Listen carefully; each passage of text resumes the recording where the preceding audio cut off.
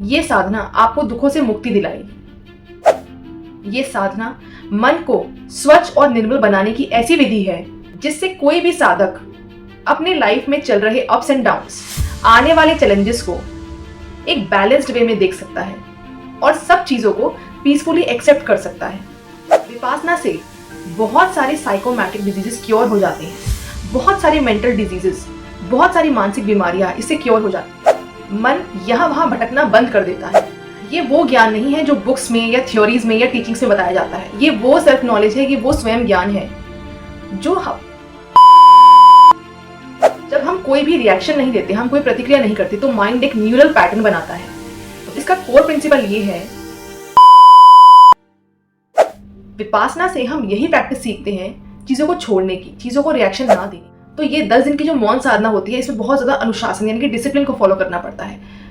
आप जॉब कर रहे हैं, नहीं कर रहे हैं, अगर आप घर पे भी हैं तो भी आप ये चीज कर सकते हैं। ये काफी बेनिफिशियल प्रैक्टिस है। एक ऐसी मेडिटेशन, एक ऐसी मौन साधना जिसमें 10 दिन के लिए आप बिल्कुल साइलेंट रहेंगे, बिल्कुल चुपचाप रहेंगे, मौन रहेंगे। एक ऐसी मेडिटेशन प्रैक्टिस जिसमें कोई मंत्र जाप नहीं, कोई पूजा पाठ नहीं, कोई योगासन नहीं, सिर्फ और सिर्फ मॉरल कंडक्ट यानी कि नैतिकता, सदाचार, अनुशासन और सिर्फ साक्षी बनके यानी कि ऑब्जर्वर बनके अपने अंदर होने वाले सेंसेशंस को, एक्सपीरियंसेस का अनुभव करना। ये इतनी आसान मेडिटेशन, ये इतनी आसान प्रक्रिया जिसमें कि हम 10 दिन के लिए अपने अंदर चल रहे उथल पुथल को ऑब्जर्व करते हैं, इसे ही हम विपासना या फिर विपश्यना कहते हैं। बहुत ही पॉपुलर मेडिटेशन प्रैक्टिस है जो इन दिनों बहुत ज़्यादा यूट्यूब पे फेमस हो रही है। मैं आपको थोड़ा सा इसके बारे में बताती हूँ। ये इंडिया की एक प्राचीन विधि है जिसे कि 2500 वर्ष पहले यानी कि 2500 वर्ष पहले महात्मा बुद्ध ने इसकी खोज की थी। बीच में ये विधि लुप्त हो गई थी, लेकिन हमारे इंडिया में इस विधि को दोबारा एस.एन. गोयनका जी लेकर आए, जिसका कि उन्हें बहुत बहुत धन्यवाद। दोस्तों, विपासना या फिर विपश्यना का अर्थ क्या होता है, पहले मैं आपको ये बताती हूँ। विपासना या फिर विपश्यना का अर्थ होता है विशेष रूप से या गहराई से देखना यानी कि अंतर्दृष्टि। ये एक एंशिएंट मेडिटेशन टेक्निक है जिसमें कि हम सेल्फ ऑब्जर्वेशन करते हैं और डीप अंडरस्टैंडिंग डेवलप करते हैं स्वयं के बारे में, खुद के बारे में। इस मेडिटेशन प्रोसेस में हम चीजों को, सिचुएशंस को, पर्सन्स को एज इट इज देखते हैं, यानी कि जैसे वो हैं उन्हें हम वैसे ही देखते हैं, वैसे ही उन्हें एक्सेप्ट करते हैं।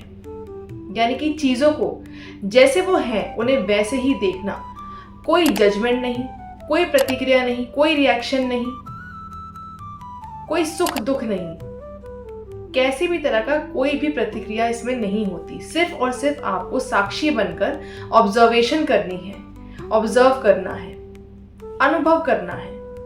यानी इस मेडिटेशन में आप अपने थॉट्स, फीलिंग्स और मोस्ट इम्पॉर्टेंटली बॉडीली सेंसेशंस को जैसे वो हैं उन्हें बिना जजमेंट के, बिना किसी अटैचमेंट के आप एज इट इज देखेंगे और उन्हें एक्सपीरियंस करेंगे। महात्मा बुद्ध सती पठान सूत्र में कहते हैं, ध्यान में स्वयं को जाने और स्वयं को जानकर मुक्त हो जाएं।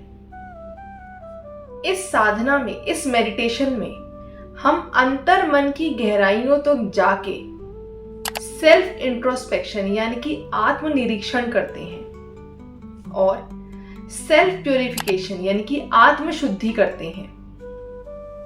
ये साधना आपको दुखों से मुक्ति दिलाएगी। ये साधना मन को स्वच्छ और निर्मल बनाने की ऐसी विधि है जिससे कोई भी साधक अपने लाइफ में चल रहे अप्स एंड डाउन्स, आने वाले चैलेंजेस को एक बैलेंस्ड वे में देख सकता है और सब चीज़ों को पीसफुली एक्सेप्ट कर सकता है।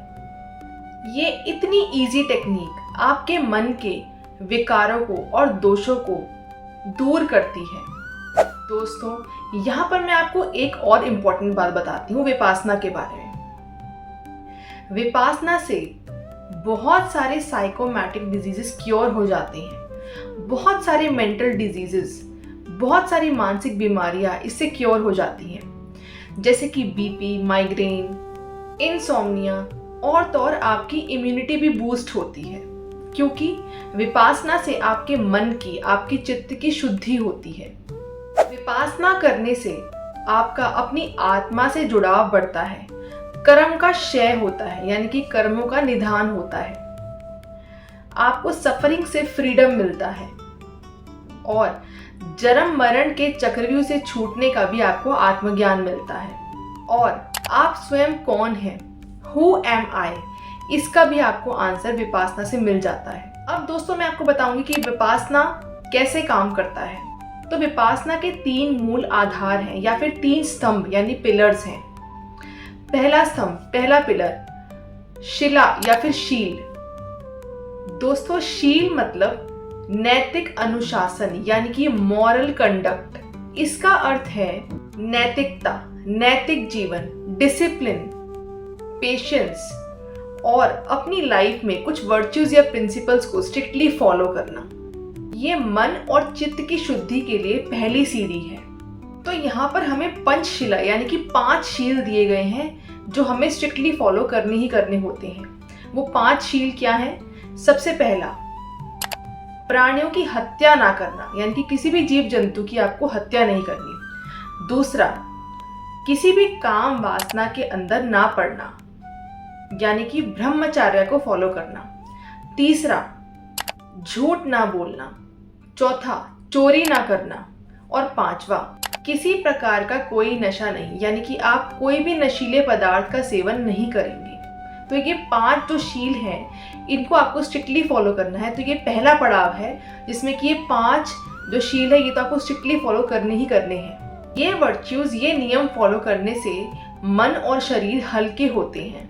आप चाहें तो इसमें 1-2 शील आप और ऐड कर सकते हैं अपने मन मुताबिक। जैसे कि आप ये ऐड कर सकते हैं कि मैं 1 दिन के लिए डिजिटल डिटॉक्स करूंगी या करूंगा, या फिर आप एक टाइम की कोई जो मील है वो आप छोड़ सकते हैं। सनसेट के बाद की जो मील है वो भी आप छोड़ सकते हैं। तो ये कुछ 2-3 प्रिंसिपल्स ऐसे हैं जो मेरे हिसाब से आप इसमें ऐड कर सकते हैं, ताकि आपका जो मन और शरीर है वो थोड़ा सा और डिसिप्लिन में रहना सीख जाए।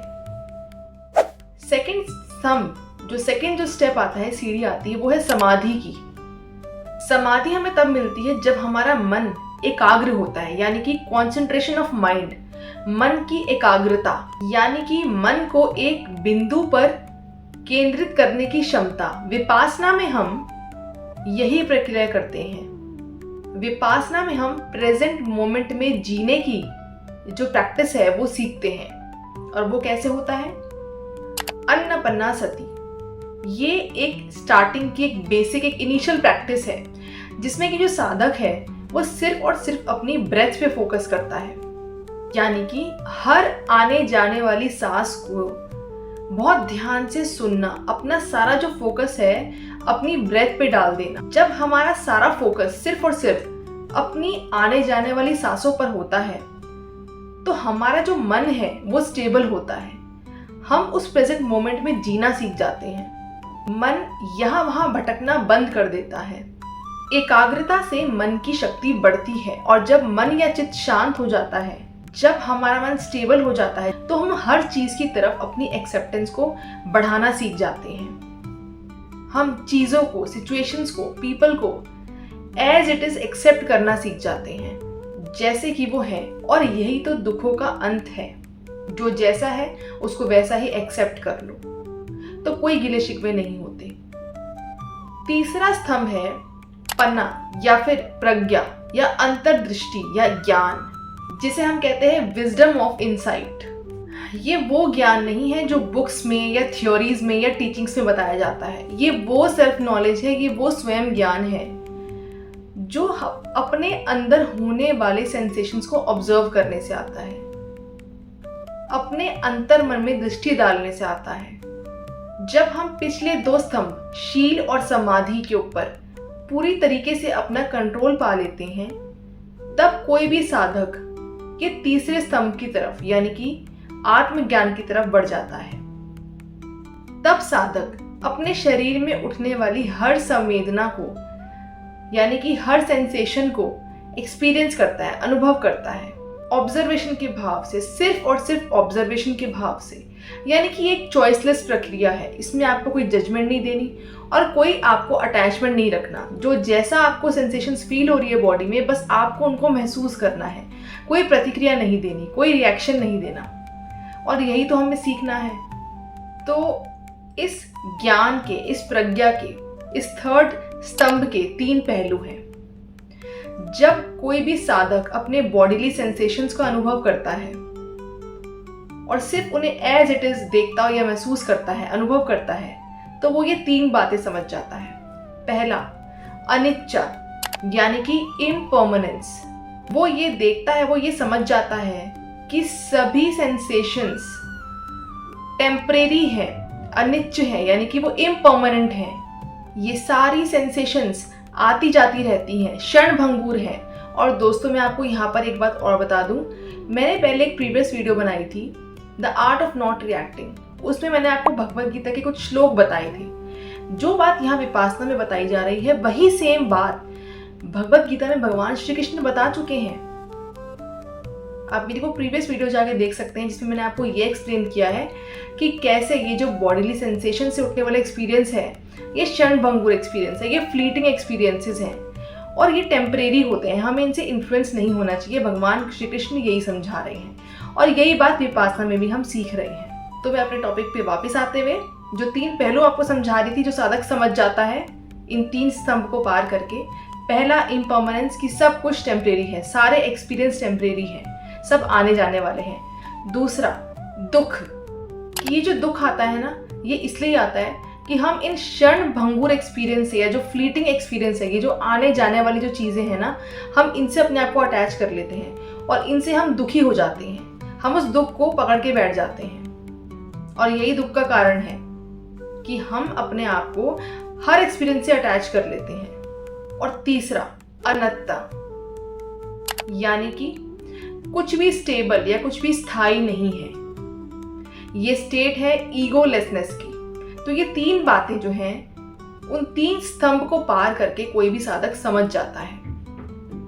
तो इसका रिजल्ट ये है कि कोई भी साधक ये समझ जाता है कि किसी भी एक्सपीरियंस से अटैच होना या उससे भागना ही सॉरोस का एक कारण है।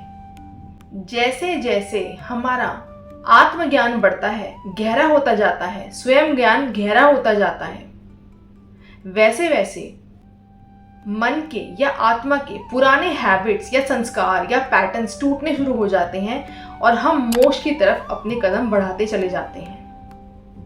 तो जब हम कोई भी रिएक्शन नहीं देते, हम कोई प्रतिक्रिया नहीं करते, तो माइंड एक न्यूरल पैटर्न बनाता है। जब हम चीज़ों को छोड़ना सीख जाते हैं तो माइंड एक नया न्यूरल पैटर्न बनाता है और सारा पुराना ज्ञान और बिलीव्स और हैबिट्स छूट जाते हैं।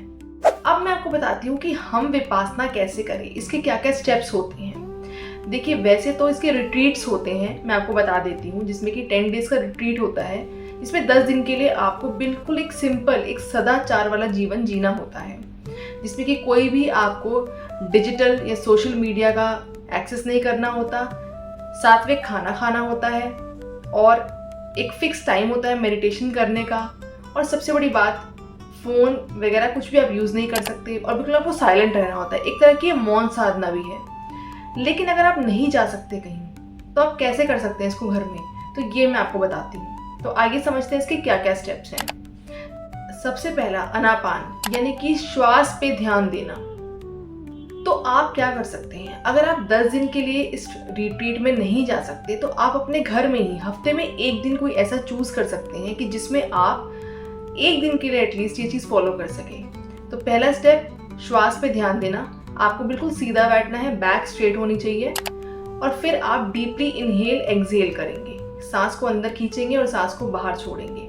और इस प्रक्रिया को आपको बहुत ध्यान से सुनना है, ऑब्जर्व करना है, सिर्फ और सिर्फ अपनी सांसों की उस आवाज़ पे फोकस करना है और आपका ध्यान कहीं और नहीं होना चाहिए, सिर्फ और सिर्फ अपनी ब्रेथ पे ही होना चाहिए। और ये काम एक तरह से बहुत बारीकी से करने वाला काम है, बहुत ही मॉनिटरिंग वाला काम है ये। इसीलिए हम इससे ये सीखते हैं कि कैसे हमें अपने प्रेजेंट मोमेंट में रहना है। Second step, Vipassana sensation observation. इसमें आपको क्या करना है, आपको अपने हर बॉडीली सेंसेशन को बिना जजमेंट के एक्सपीरियंस करना है। अगर फॉर एग्जाम्पल आप अपने हेड से स्टार्ट करते हैं, हेड से आप आईज पे भी आएंगे, नोज पे भी आएंगे, लिप्स पे भी आएंगे, ईयर्स पे भी आएंगे, हैंड्स पे भी आएंगे, फीट पे भी आएंगे। तो अगर आपके हैंड में कोई दर्द है या पेन है या कोई सेंसेशन है तो उसको आपको कोई रिएक्शन नहीं देना कि ये दर्द हो रहा है, क्यों हो रहा है, कुछ सोचना नहीं है आपको, सिर्फ उसको महसूस करना है। किसी भी बॉडी पार्ट में कोई भी सेंसेशन हो रही है तो आपको सिर्फ और सिर्फ उसको एक्सपीरियंस करना है, अनुभव करना है, without any judgement, without any reaction. इससे आप ये सीख जाएंगे कि ये सब इम्पर्मानेंट है इन नेचर और आप एक बैलेंस्ड माइंड और इक्वानिमिटी डेवलप कर पाएंगे। तो इसका कोर प्रिंसिपल ये है, observe all the sensations as they arise and pass away without getting caught in them. यानी कि बिना उनमें उलझे आपको उनको छोड़ना है, कोई रिएक्शन ही नहीं देना है। तो इस सेकेंड स्टेप में, सेंसेशन ऑब्जर्वेशन वाले स्टेप में, आपको ये ध्यान रखना है कि आपको पूरा अपना बॉडी का स्कैन करना है, आपके बॉडी के हर एक हिस्से को आपको स्कैन करना है और आपको कोई रिएक्शन नहीं देना। आपको एक्सेप्ट करना है कि ये जो पेन्स है ये आने जाने वाली चीज़ें हैं। आपको ये एक्सेप्ट करना है कि ये सब इम्पर्मानेंट है, ये सब टेम्परेरी हैं। तो जब आप इस प्रैक्टिस को अचीव कर पाएंगे कि आप ऑब्जर्व कर रहे हैं और आप पे कोई रिएक्शन नहीं आ रहे बदले माइंड में, आप कुछ भी तरह का कोई भी प्रतिक्रिया नहीं दे रहे हैं, तब जाके आपका ये माइंड जो है वो एक बैलेंस स्टेट में आएगा और आप इक्वानिमिटी को अचीव कर पाएंगे। यानी कि आपका जो बिहेवियर है वो न्यूट्रल हो जाएगा, ना तो आप बहुत ज़्यादा खुशी से अफेक्ट होंगे, ना बहुत ज़्यादा दुख से अफेक्ट होंगे। आप एक न्यूट्रल स्टेट में रहेंगे। आप न्यूट्रल स्टेट में इस प्रैक्टिस से रहना सीख जाएंगे।